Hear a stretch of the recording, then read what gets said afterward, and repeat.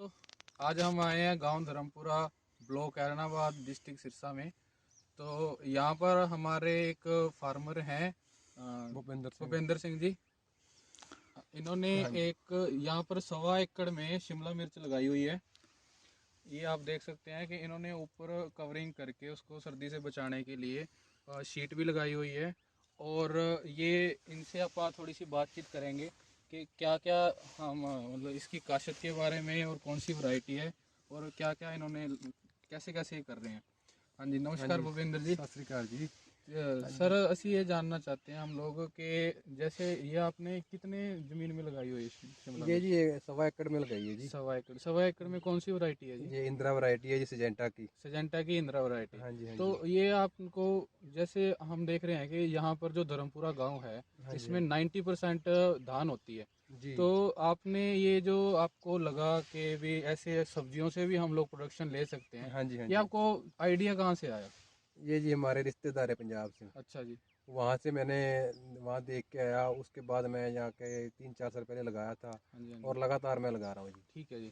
तो ये 3-4 साल से पिछले से ये वेजिटेबल कर रहे हैं। हाँ जी। तो आपको क्या लगता है कि धान की फसल के मुकाबले इसमें देखो कुछ? जी, धान तो लगाते हैं। हाँ जी, हाँ जी। जैसे इससे पहले ये 1509 थी। हाँ जी, हाँ जी। और जो रबी की फसल है ना, हाँ जी, हाँ जी। उसमें ये लगाते हैं जी। अच्छा जी। तो हाँ आप जी, रबी की फसल में ये रबी की फसल लगाते में। हैं। हाँ जी। ठीक है जी। और हम ये जानना चाहते हैं कि इसकी अप्रोक्सीमेट इसकी काशत कितनी कहा जाती होगी? मतलब आप एक किले से कितना निकाल सकते प्रोडक्शन हैं? तो इसकी आती है प्रोडक्शन जी, लगभग 200 क्विंटल आ जाती है 200 जी। क्विंटल के आसपास हाँ आ जी। जाती है। जो मतलब अमाउंट आती है, हाँ जी, हाँ जी। वो मतलब वो रेट के हिसाब से रेट है। के हिसाब से, जैसे इन्होंने पहले हम बात कर रहे थे, इन्होंने ये बताया कि मार्च के टाइम में क्या रेट हाँ रहता जी, होगा जी? मार्च के टाइम में ये आज मतलब 15 मार्च के लगभग ये तड़ाई शुरू हो हाँ जाती है जी, हाँ जी, इसकी। हाँ जी।